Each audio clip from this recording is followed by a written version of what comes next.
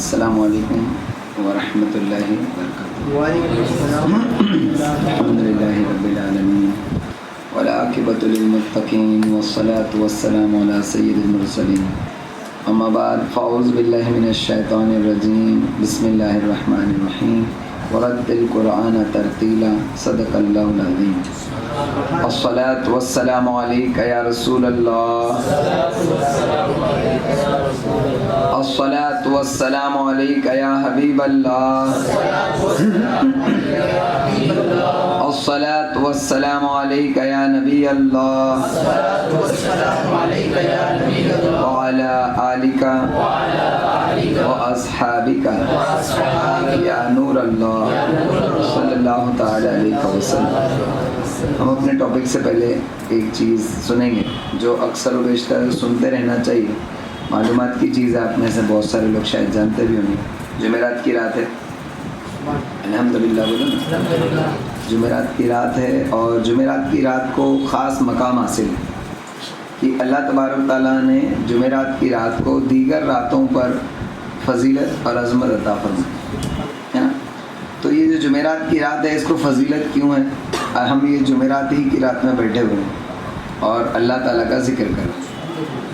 اللہ تبارک تعالیٰ کے نیک بندے اس کی ذکر کی محفلیں سجاتے ہیں، اور یہ یہاں تک آیا تو وہ شعر یاد آئے گا، پھر آتے ہیں وہی جن کو سرکار بلاتے ہے نا۔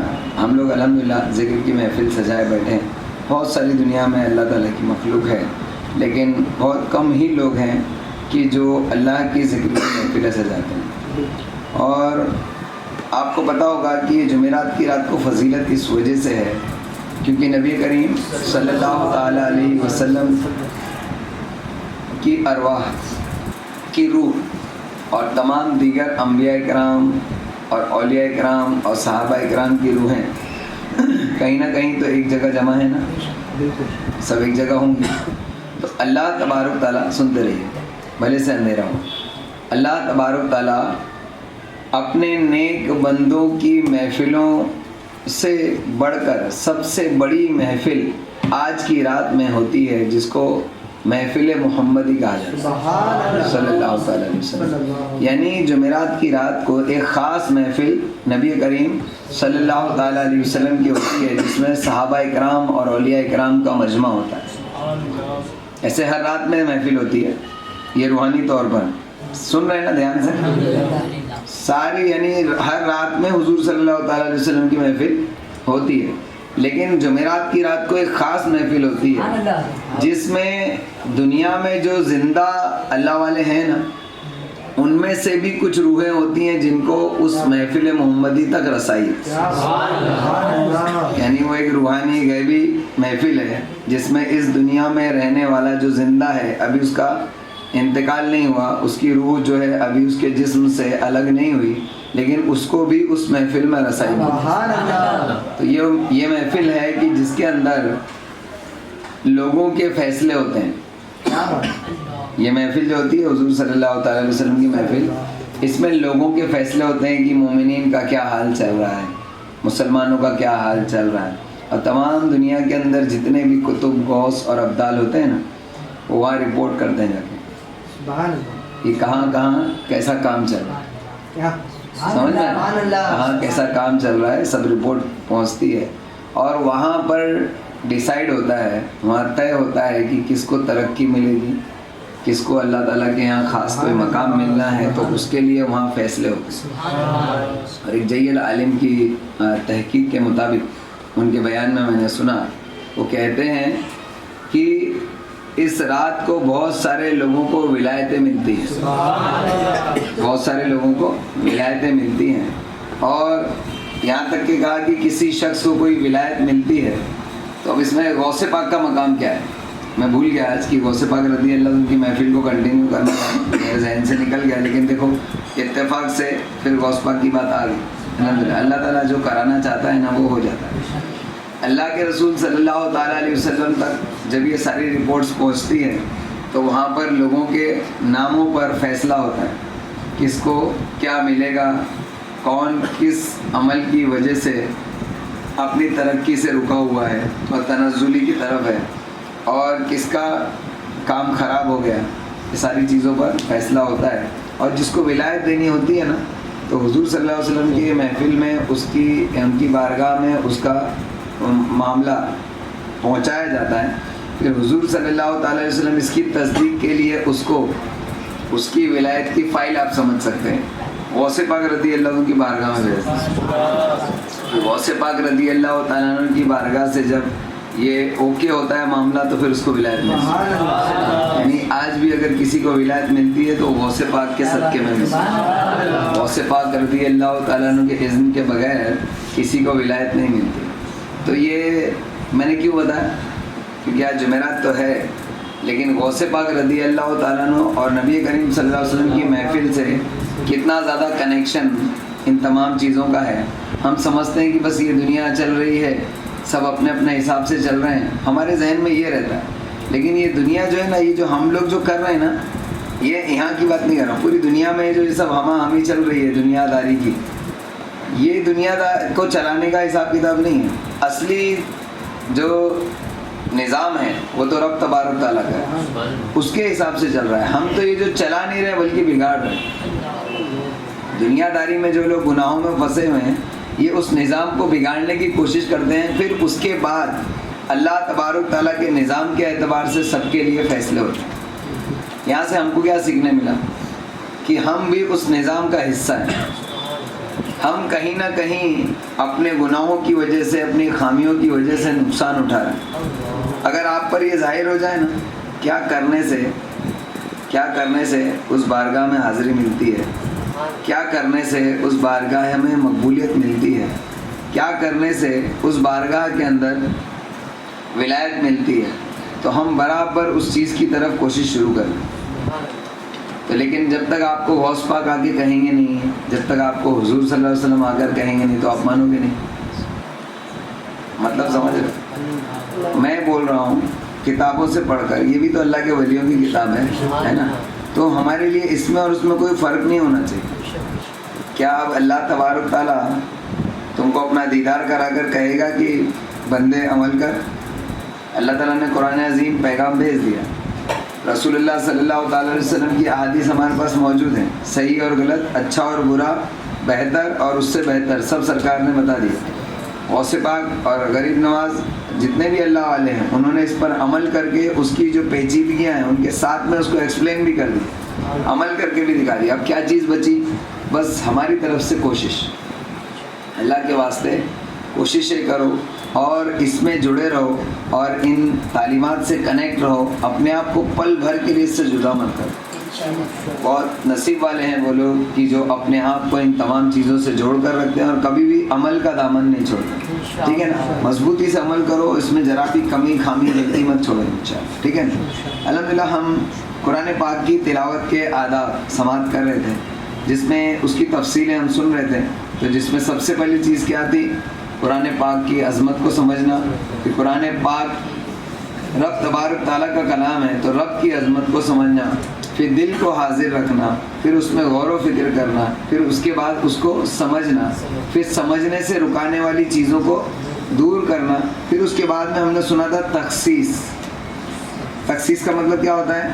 جو آیت آپ پڑھو تو سمجھ لو کہ یہ حکم میرے لیے ہے، ایسا نہیں مسلمانوں کے لیے ہے، تو اس کا اثر ہے نا تھوڑا کم ہو جاتا. ایسے سوچو کہ یہ مسلمانوں کے لیے ہے، ہوگا، لیکن ایکچولی ابھی اس وقت فی الحال میرے لیے ہے. میں اس کو پڑھ رہا ہوں تو اللہ تبارک تعالیٰ مجھ سے مخاطب ہے. سنیں نا، اللہ تعالیٰ مجھ سے کلام کر رہا ہے. یہ تخصیص، اس کو کیا کہتے ہیں؟ تخصیص. یاد رہے گا؟ چلو ابھی میں نے جو لائن سے بتایا آپ بھی بتاؤ. پہلا ادب کیا تھا؟ قرآن پاک کی عظمت کو سمجھنا. دوسرا اللہ تعالیٰ کی عظمت کو سمجھنا. تیسرا پڑھتے وقت دل کو حاضر رکھنا. پھر حاضر ہو گیا اس کے بعد غور و فکر، جو پڑھا اس پر غور و فکر کرنا. پانچواں غور و فکر کے بعد اس کو سمجھنے تک غور و فکر کرنا چھوڑنا نہیں، سمجھ کے چھوڑنا. سمجھ لیا، پھر اس کے بعد کس طریقے سے سمجھنا ہے، سمجھ لیا تو جو کنکلوژن نکلا وہ کس کے لیے؟ سب کے لیے نہیں، میرے لیے. اس کو کیا کہتے ہیں؟ تخصیص. تو اب چند آیتوں کی مثال کے ذریعے امام غزالی رحمۃ اللہ تعالیٰ نے تخصیص کو سمجھایا. وہ آج انشاءاللہ ہم سمجھیں گے. بولو انشاءاللہ. اللہ تعالیٰ کا ارشاد ہے اور اللہ تعالیٰ کی اس نعمت کو یاد کرو جو اس نے تمہیں عطا فرمائی.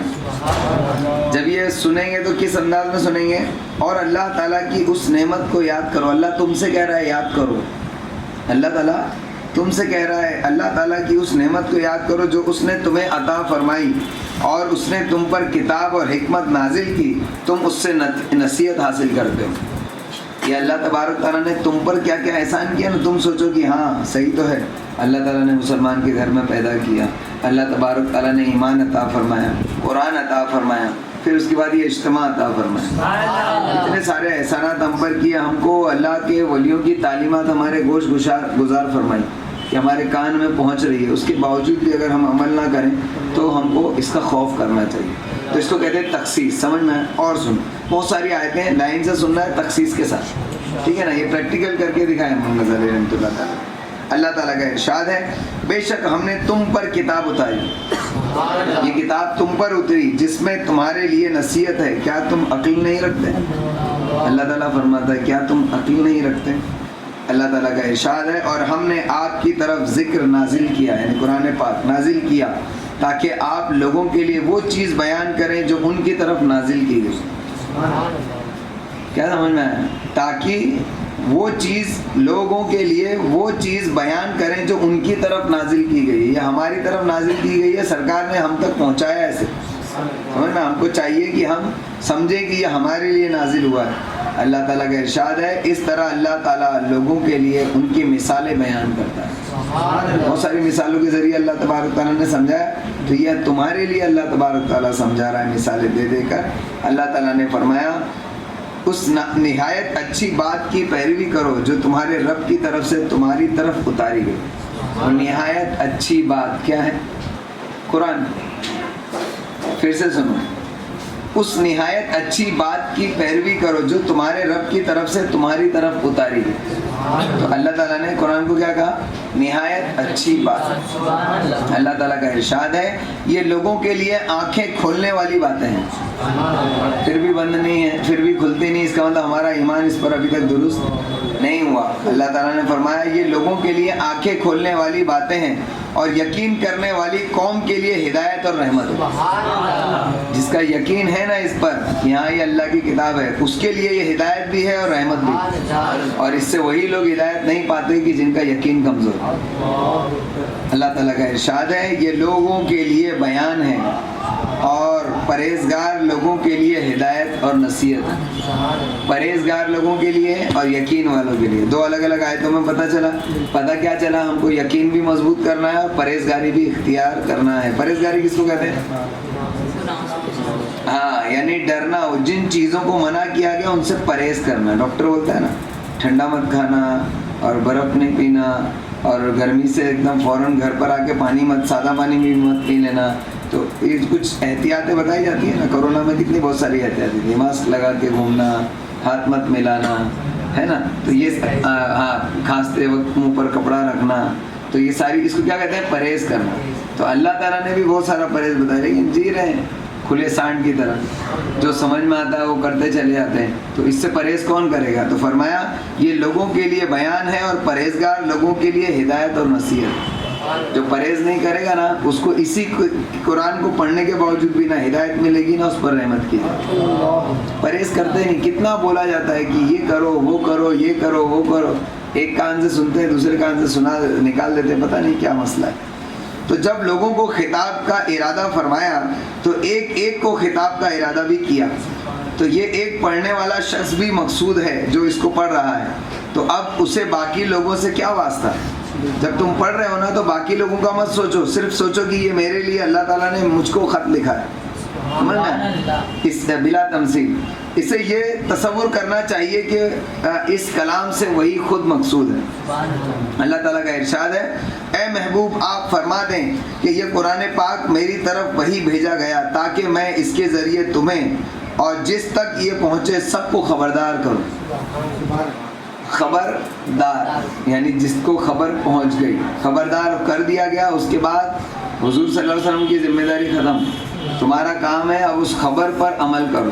تو تم کو خبر پہنچی اس کے باوجود بھی تم انتظار کر رہے ہو کہ ابھی تو آگ میری کھاٹ میں نہیں لگی ہے، انتظار کرو، پڑے رہو، سوتے رہو، جس دن کھاٹ میں آگ لگے گی تو بھاگو گے کہاں سے، ہے نا۔ حضرت محمد بن کعب قرظی رحمۃ اللہ علیہ فرماتے ہیں جس تک قرآن پاک پہنچ گیا گویا اس سے اللہ تعالیٰ نے کلام کیا، جس تک کلام پاک پہنچ گیا گویا اللہ تعالیٰ نے اس سے بات کی۔ جب وہ اس بات پر قادر ہو جائے تو قرآن پاک پڑھنے ہی کو اپنا عمل قرار نہ دے، بلکہ اس طرح پڑھے جس طرح کوئی غلام اپنے مالک کا خط پڑھتا ہے جو اس نے اس کو لکھا ہے، تاکہ وہ اس میں غور و فکر کر کے اس کے مطابق عمل کرے۔ اس لیے بعض علماء کرام نے فرمایا یہ قرآن پاک وہ خط ہے جو ہمارے رب کی طرف سے ہمارے پاس آئے ہیں اور ان میں عہد و پیمان لیا گیا ہے۔ عہد و پیمان کس کو کہتے ہیں؟ وعدہ۔ اللہ تعالیٰ نے یہ سب وعدہ ہم سے لیا اور ہم وعدہ کر کے وعدہ خلافی کریں گے تو پھر کیا ہوگا سمجھ لیجیے، تاکہ ہم نمازوں میں ان پر غور کریں، علیحدگی میں ان سے آگاہی حاصل کریں۔ نماز میں جب پڑھیں گے قرآن تو بھی اس پہ غور کریں۔ اچھا، نماز میں قرآن پڑھنے کا کیوں کہا گیا ہے نا؟ کیونکہ نماز میں اللہ تبارک تعالیٰ کو اپنے تصور میں کر کے انسان اور اس کو پڑھتا ہے تو اس پہ زیادہ اثر انداز ہوتا ہے۔ اس لیے کہا گیا کہ نماز جو ہے بے حیائی اور بری باتوں سے روکتی ہے، وہ اسی انداز میں روکتی ہے۔ اور یہ الگ بھی اگر نماز میں نہیں علیحدگی میں بھی پڑھیں تو اس سے آگاہی حاصل کریں، عبادات میں ان پر عمل پیرا ہوں۔ حضرت مالک بن دینار رضی اللہ تعالیٰ عنہ فرمایا کرتے تھے اے اہل قرآن، قرآن پاک نے تمہارے دلوں میں کیا بویا ہے، بے شک قرآن پاک مومن کے حق میں بہار ہے، بہار، جیسے بارش زمین کی بہار ہے، اس طریقے سے قرآن پاک مومنوں کے دلوں کی بہار ہے۔ جب قرآن پاک تمہارے دلوں پر پڑھنے کے ذریعے، آنکھوں کے ذریعے، کان کے ذریعے دلوں پر اثر کرتا ہے تو وہ پانی کی طرح ہے جو سبزہ اگاتا ہے۔ تو یہ کیا ہے کہ تم آنکھوں سے پڑھ تو رہے ہو، کانوں سے سن تو رہے ہو، لیکن تمہارے دل تک یہ پانی پہنچ نہیں رہا، جس کی وجہ سے باہر نہیں آ رہی۔ تو اس پر غور و فکر کرو اور دل پر اس کو اثر انداز کرو۔ حضرت قتادہ رضی اللہ تعالیٰ عنہ نے فرمایا کوئی شخص اس قرآن پاک سے ہم مجلس نہیں ہوتا مگر وہ نفع یا نقصان کے ساتھ اٹھتا ہے۔ اس پہ اللہ اکبر بولنا کہنا چاہیے تھا۔ ہر کوئی وہ شخص جو قرآن پاک پڑھتا ہے دو چیز میں سے ایک چیز ضرور لے کے اٹھتا ہے، یا تو نفع یا تو نقصان۔ سوچو قرآن پاک پڑھنے کے بعد بھی کوئی نقصان کیسے اٹھا سکتا ہے؟ اس کا مطلب وہ شخص نقصان میں ہے کہ جو اس کو پڑھ کر اس کو دل تک نہ پہنچا سکا۔ آنکھوں سے دیکھ کر، منہ سے، زبان سے پڑھ تو لیا، لیکن یہ حواس خمسہ جو 5 سینسز ہیں، ان سینسز کا اثر اس کے دل پر نہیں ہوا۔ بس یہیں سے اس کو ہی کہتے ہیں ایک کان سے سن کر دوسرے کان سے نکالتے، اس کو جو چیز دل پر اثر نہیں کرتی اس کو ایسا کہتے ہیں۔ اللہ تعالیٰ کا ارشاد ہے یہ قرآن پاک مومنوں کے لیے شفا اور رحمت ہے اور ظالموں کا نقصان ہی بڑھتا ہے۔ جو ظالم ہے نا ان کا نقصان بڑھتا ہے۔ ظالم کون؟ میں نے آپ کو ایک بار ظلم کی ڈیفینیشن بتائی تھی، کیا اصطلاح ہے؟ ڈیفینیشن کو اردو میں کہتے ہیں اصطلاح، ٹھیک ہے؟ تو ظلم کی اصطلاح کیا ہے؟ جو چیز جیسی ہونی چاہیے اس کے سوا کی جائے، جو چیز جیسی ہونی چاہیے اس کے الگ کی جائے۔ ایک کتاب کے اندر نا بات آئی تو بتا رہا ہوں، ہاں کیا جتنا ہو سکے عمل کرنا۔ حضور صلی اللہ تعالیٰ علیہ وسلم کے گیسوئے مبارک کیسے تھے؟ جس کو ہم ہیئر اسٹائل کہتے ہیں، ہے نا؟ حضور علیہ السلام کا انداز زلف کیسا تھا؟ تو اگر ہمارا ویسا نہیں ہے تو یہ بھی ظلم ہے۔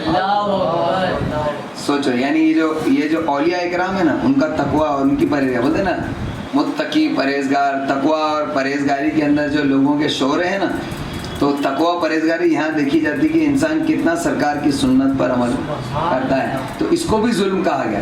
اللہ تعالیٰ نے 5 وقت کی نماز پڑھنے کے لیے کہا گیا، اگر ہم نہیں پڑھتے تو ظلم۔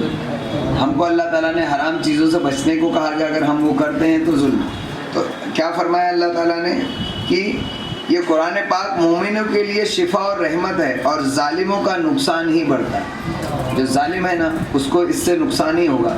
تو اب کیا کرنا چاہیے؟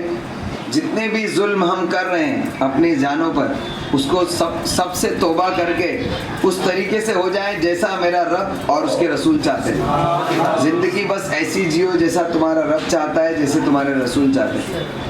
کیا چیز ہے جو ہم کو روکے ہوئی ہے اس چیز پر عمل کرنے کی، جو عمل کرنے کے لیے رب کا حکم ہے. رب کے حکم کو جو بندہ نہ مانے وہ کتنا گھمنڈی ہے. جو رب کے حکم کو نہ مانے اور رب کے حکم پر اپنی مرضی کو زیادہ فوقیت دے اور اپنی عقل کو زیادہ فوقیت دے، وہ کتنا بڑا گھمنڈی اور کتنا بڑا بیوقوف شخص ہے. وہ اللہ تعالیٰ پر اپنی برتری ظاہر کرتا ہے. اس کو کہتے ہیں کہ اللہ کی عبادت میں تکبر کرنا، اللہ کی عبادت سے تکبر کرنا، اس کی منع کی ہوئی چیزوں سے تکبر کرنا، اس کے حکم سے تکبر کرنا. یعنی جو شخص اللہ کی بات نہیں مانتا اس کے حکم کے خلاف عمل کرتا ہے، یعنی وہ متکبر ہے. اور سرکار نے کیا فرمایا؟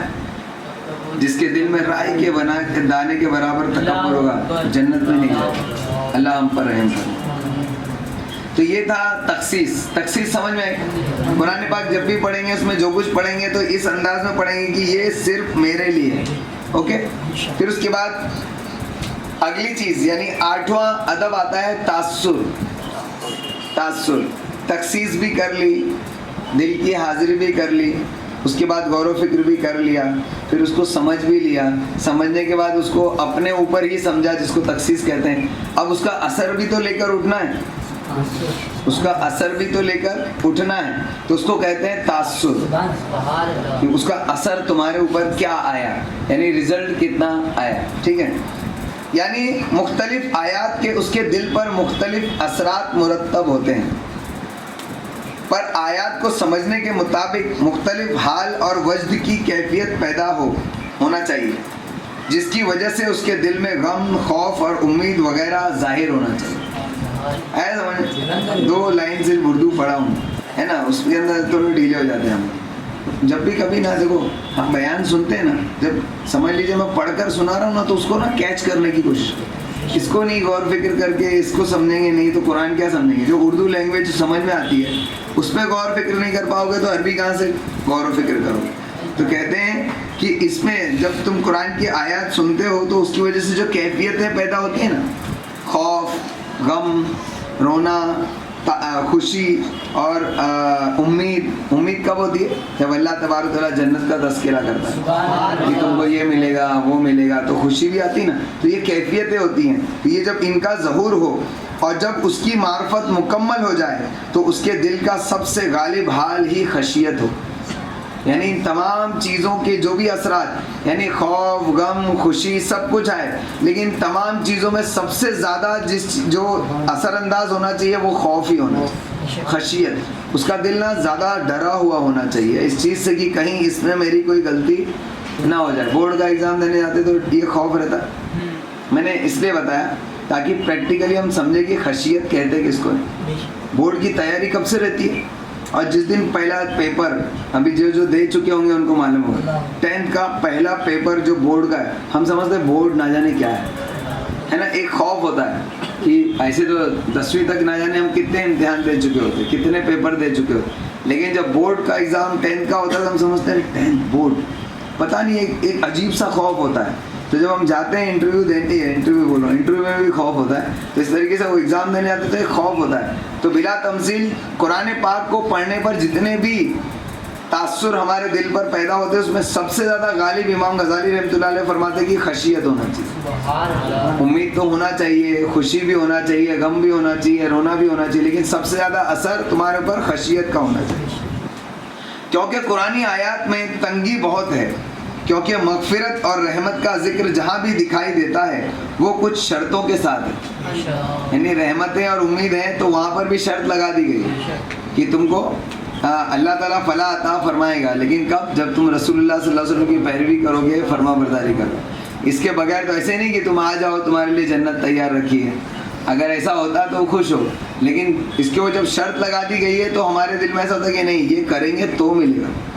تو وہ خوشی اتنی زیادہ نہیں ہو پاتی کیونکہ یہ پتہ نہیں ایکسیپٹ ہوتا ہے کیا نہیں ہوتا ہے، کر پاؤں گا یا نہیں کر پاؤں گا. تو ایک خوف ہوتا ہے دل میں. تو کہتے ہیں کل ملا کر خوف ہی زیادہ ہونا چاہیے، جن کو پانے سے عارف قاصر ہوتا ہے. جیسے اللہ تعالیٰ نے اپنے غفار ہونے کا ذکر کرتے ہوئے کہا بے شک میں بخشنے والا ہوں، لیکن اس کے لیے 4 شرطوں کا ذکر ہے. اللہ تعالیٰ نے فرمایا بے شک میں بخشنے والا ہوں. ہم بہت خوش ہوتے ہیں نا، اللہ تبارک تعالیٰ غفور الرحیم ہے، غفور الرحیم ہے. یعنی خوب یعنی دل کر کے لوگ بولتے ہیں ارے 100 قتل کرنے والے کا گناہ بھی اللہ تعالیٰ معاف کر دیتا ہے, سمندر کے جھاگ کی تعداد کے برابر گناہ ہو تو اللہ معاف کر دیتا ہے. اور ایک قوالی میں بھی ہے نا, میرے گناہ زیادہ ہے یا تیری رحمت, کریم تو ہی بتا دے حساب کر کے مجھے, میری توبہ آپ نے سنا ہوگا ہے نا, کیا ہے نا کہ میرے گناہ زیادہ ہیں یا تیری رحمت, تو آدمی خوش ہوتا بولا بلا شبہ میری گناہوں کی کیا اوقات ہے, اللہ کی رحمت تو بہت زیادہ ہے.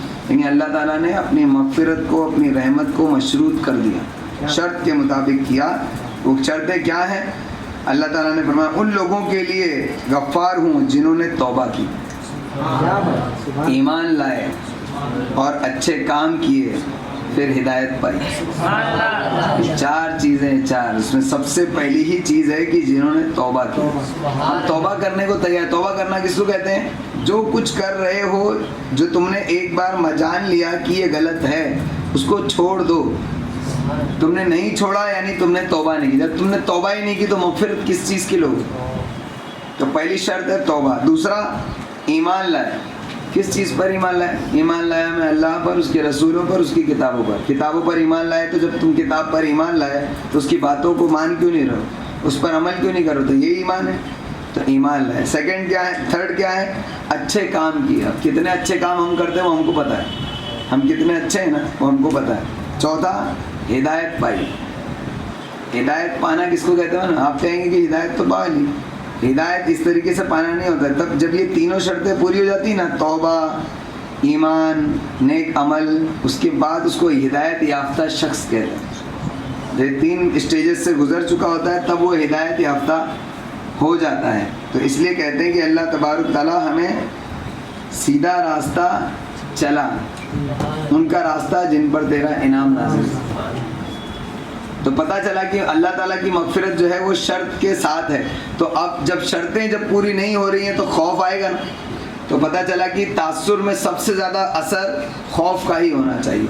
اس لیے کہا گیا کہ ہدی للمتقین, یہ کتاب جس میں کوئی شک نہیں ہے, لا ریب فیہ, ہدی للمتقین, ہدایت ہے ان لوگوں کے لیے جو ڈر رکھتے ہیں.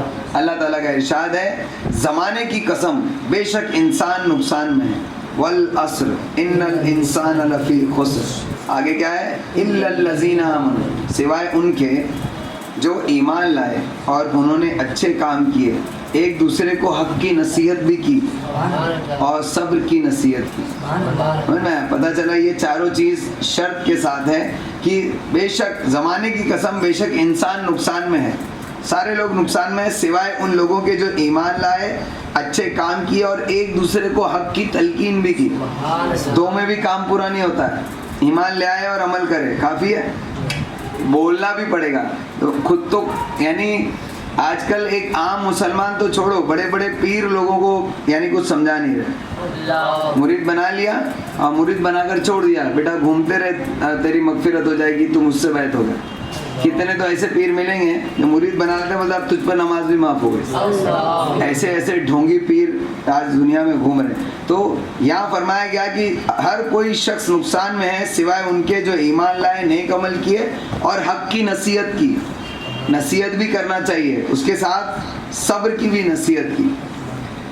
تو یہاں بھی 4 شرطوں کا ذکر ہے, اور جہاں اختصار سے کام لیا تو وہاں جامع شرط ذکر فرمائی. جیسے اللہ تعالیٰ نے کہا بے شک اللہ تعالیٰ کی رحمت احسان کرنے والوں کے قریب ہے. احسان کیا؟ ہم اس کو احسان سمجھتے ہیں کہ ہم ایک دوسرے پر جو احسان کرتے ہیں نا, اس کو احسان کرتے ہیں. احسان صرف یہ نہیں ہے. احسان کیا ہے پتہ ہے؟ اللہ تعالیٰ دیکھو تمہارا رب کتنا کریم ہے. اللہ تعالیٰ ارشاد فرماتا ہے کہ جو شخص اللہ تبارک تعالیٰ کی باتیں مانتا ہے نا, اس نے احسان کیا. احسان کیا. اور کن بندوں کو احسان کرنے والا کہا گیا؟ انہوں نے احسان کیا ہے, ایمان کیا ہے, اسلام کیا ہے. ایک حدیث ہے نا, احسان کیا ہے, اسلام کیا ہے اور ایمان کیا ہے. تو اسلام ایک چیز ہے کہ کلمہ پڑھ لینا, ایمان اس کو مان لینا, اور احسان اس پر عمل کرنا. تو احسان کیا ہے؟ عمل کرنا. اور اولیاء اکرام ایسا عمل کرتے تھے کہ جو چیز اللہ تعالیٰ نے منع کی ہے اس کے قریب لے جانے والی چیز سے بھی بچتے تھے. جیسے ہم یہاں سر پھوڑ کر کہتے ہیں کہ برے لوگوں کے ساتھ کھڑا ہونا چھوڑو, برے لوگوں کی دوستی چھوڑو. یہ کیا ہے؟ برائی کی طرف لے جانے والی چیز ہے. تو اس لیے ہم اس سے دور کرنے کے لیے کہتے ہیں. تو تم برے لوگوں کے ساتھ کھڑے ہو, برائی تو نہیں کر رہا ہوں. مان لیجئے 4 شرابیوں کے ساتھ میں کھڑا ہوں, تو میں نے تھوڑی شراب پی ہے, یا وہاں کھڑے ہو کر میں اللہ تعالیٰ کے سوا یعنی کوئی گالی گلوچ تو کر نہیں رہا ہوں. مان لیجیے میں ایسے ہی کھڑا ہوں, کچھ نہیں بول رہا, لیکن شرابیوں کے ساتھ کھڑا ہوں, تو اس میں گناہ ہے کوئی نہیں ہے. لیکن ان کے ساتھ میں رہنا بھی اگر میں چھوڑ دوں اس وجہ سے, کیونکہ رب نے شراب پینے سے منع کیا ہے, تو شراب پینے والا کہیں مجھے اس کی طرف مائل نہ کرے یا کسی اور برائی میں مبتلا نہ کر دے, اس لیے اس سے بھی دور رہوں. تو جس کام سے اللہ تعالیٰ نے منع نہیں کیا اس سے بھی تم دور رہے اور رہ رہے ہو, تاکہ منع کیے ہوئے کام کی طرف نہ چلے جاؤ. تو یہ احسان ہے. احسان کا مطلب سمجھنا ہے. تو یہ احسان کرنے والا جو شخص ہے, اللہ تعالیٰ نے فرمایا بے شک اللہ تعالیٰ کی رحمت احسان کرنے والوں کے قریب ہے. احسان ان سب پر مشتمل ہوتا ہے. اس طرح جو شخص قرآن پاک میں اول سے آخر تک تلاش کرے گا تو مختلف معنی پائے گا. تو جو آدمی اسے سمجھ لے تو اس کے لائق یہ ہے کہ وہ خشیت اور غم کی حالت میں ہو. اس لیے حضرت حسن بصری رحمۃ اللہ تعالیٰ علیہ نے فرمایا, اللہ کی قسم کوئی بندہ تلاوت کلام پاک کے ساتھ صبح نہیں کرتا مگر اس کا غم زیادہ اور خوشی کم ہو جاتی ہے. یہ آخری چیز ہے, اس پہ ختم کر رہا ہوں, دھیان سے سنو, کیونکہ امام حسن بصری رحمۃ اللہ تعالیٰ علیہ کا کال آ گیا, تو یہ سن کر انشاءاللہ اسٹاپ لیں گے انشاءاللہ, اور اس کو اپنے گھروں میں لے کے جائیں گے, اپنے دلوں میں سمائیں گے انشاءاللہ. کیا فرماتے ہیں کہ اللہ کی قسم, جب کوئی اللہ والا یا کوئی اللہ کے نبی یا اللہ تبارک تعالیٰ خود قسم اٹھاتا ہے نا, تو بات اور زیادہ وزندار ہوتی ہے نا. اللہ کی قسم کوئی بندہ تلاوت کلام پاک کے ساتھ صبح نہیں کرتا مگر, یعنی جو شخص بھی صبح قرآن پاک کی تلاوت کے ساتھ کرتا ہے اس کا غم زیادہ اور خوشی کم ہو جاتی. اور ہم دن بھر خوشیاں تلاش کرتے پھرتے ہیں, اس کے ساتھ کھڑے ہو جاؤں گا تھوڑا مزہ آ جائے گا, اس کے ساتھ تھوڑا گھوم لوں گا تو کیا کہتے ہیں تراوٹ محسوس ہو جائے گی, ہے نا. یہ سب ہم ڈھونڈتے پھرتے ہیں. جبکہ امام حسن بصری رحمۃ اللہ علیہ فرماتے ہیں جو قرآن پاک کے ساتھ صبح کرے اس کا غم زیادہ اور خوشی کم ہو جاتی ہے, اس کا رونا زیادہ اور ہنسنا کم ہو جاتا ہے, اس کی تھکاوٹ اور مشغولیت زیادہ اور راحت اور فراغت کم ہو جاتی ہے. سمجھ میں, اس کی مشغولیت کس چیزوں میں, نیک کاموں کی طرف اور برائیوں سے رکنے میں اس کی مشغولیت بڑھ جاتی ہے, اور اس کو تھکاوٹ بھی زیادہ ہو جاتی ہے. تھکاوٹ اس لیے کیونکہ محنت کرے گا تو تھکاوٹ ہوگی. یہاں پڑے ہیں 12-1 بجے تک آرام سے بستر سے اٹھ ہی نہیں رہے, کام دھندہ ہے نہیں تو کیا کریں گے, ہے نا. نہ دین کے نہ دنیا کے, بولتے نا دھوبی کا کتا, نہ گھر کا نہ گھاٹ کا. اس طریقے سے ہم نے اپنی اوقات بنا رکھی. غیر مسلم تو بھی کم سے کم دنیا کے اوپر پیچھے تو محنت کر رہے ہیں, وہ دنیا کے پیچھے محنت کر کے دنیا میں تو ترقی کر رہے ہیں. انہوں نے, ان کا دین سے واسطہ نہیں ہے, لیکن کم سے کم دنیا کو پکڑ کے رکھا. ہم نے نہ دنیا کو پکڑ کے رکھا ہے نہ دین کو پکڑ کے رکھا. شرم کی بات ہے, شرم کی بات. دنیا اور دین, مسلمان کو دونوں بھی چھوڑنے کا حکم نہیں ہے. دنیا کو بھی اس مضبوطی کے ساتھ پکڑو کہ کبھی تم کسی کے محتاج نہ ہو بلکہ لوگوں کی محتاجی دور کر سکو. اور اگر دنیا کب چھوڑنے کا حکم ہے پتہ ہے, اب آپ کہو گے کہ دنیا کو تو ترک کرنے کا حکم ہے, تو اب دنیا کو پکڑنے کا حکم دے رہے ہو. ہم جیسے کمینوں کے لیے دنیا کو پکڑ کے رکھنا ہی ضروری ہے, کیونکہ اگر ہم دنیا کو نہیں بھی پکڑیں گے نا تو 5 ٹائم کی نماز پڑھنے کے بعد, تھوڑی بہت قرآن کی تلاوت اور یہ اجتماع اور کتابیں پڑھنے کے بعد جو بچے گا نا, وہ اگر اس کو دنیا میں نہیں لگائیں گے نا تو اس کو گناہوں میں لگائیں گے. تو ہمارے جیسے لوگوں کے لیے دنیا میں لگا رہنا ہی اچھا ہے. یہ دنیا وہ لوگ چھوڑ دیتے ہیں بالکل کہ جن کو عبادتیں اتنی بڑھانا ہوتی ہے کہ ان کے پاس پھر وقت نہیں بچتا, دنیا کے لیے وقت نہیں بچتا, ان کی عبادتیں اتنی زیادہ ہوتی ہیں نا, تب وہ اپنا پورا کا پورا وقت دین میں لگاتے ہیں اور دنیا کو ترک کر دیتے ہیں. لیکن ہم صرف دنیا کو ترک کر کے اور دین کو بھی ترک کر کے نہیں بیٹھ سکتے. تو چاہیے کہ دنیا میں بھی مضبوطی رکھو, اصول بناؤ, اصول. اسی پر ختم کرتے ہیں انشاءاللہ. اصول بناؤ, زندگی جینے کے کچھ اصول بناؤ کہ اللہ تبارک تعالیٰ نے ہم کو دنیا میں بھیجا ہے, کس کس طریقے سے ہم اپنی آخرت درست کر سکتے ہیں اور اپنے دین کو دنیا میں مضبوط کر سکتے ہیں. دنیا میں محنت کرنا اور پیسے کمانا اور اپنی مالی اور معاشی حالت کو اچھا مضبوط کرنا, یہ اسلام کو مضبوط کرنا ہے. سمجھ میں تو ہم جیسے لوگ جو اتنے زیادہ ریاضت والے اور مجاہدے والے نہیں کہ ہماری نمازیں اور روزے اور عبادتیں اتنی زیادہ ہیں کہ ہمارے پاس وقت نہیں ہے دنیا کے لیے، ایسے ہم تو ہے نہیں. تو ہم کو چاہیے کہ ہم دنیا کو اور دین کو دونوں کو ساتھ میں لگے، ٹھیک ہے نا. تو ہم کم سے کم دنیاوی طور پر تو کم سے کم یا دین کو سپورٹ کریں، ہے نا.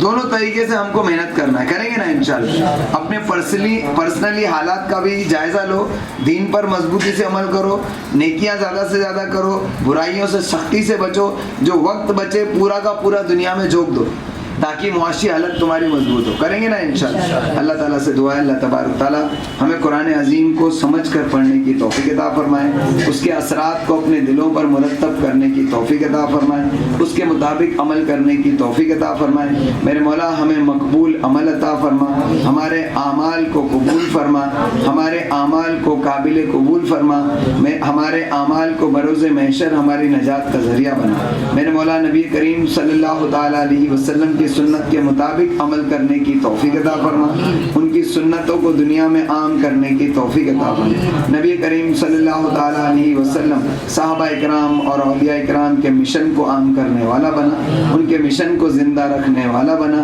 میرے مولا ان کے مشن میں کام آنے والا سپاہی بنا. میرے مولا نبی کریم صلی اللہ تعالیٰ علیہ وسلم کا دیدار خواب میں عطا فرما، موت کے وقت عطا فرما، قبر میں عطا فرما، حشر کے میدان میں عطا فرما، جنت میں حضور علیہ السلام و سلام کا ساتھ نصیب فرما، ایمان کے ساتھ مدینے میں موت عطا فرما، جنت البقیع میں قبر عطا فرما.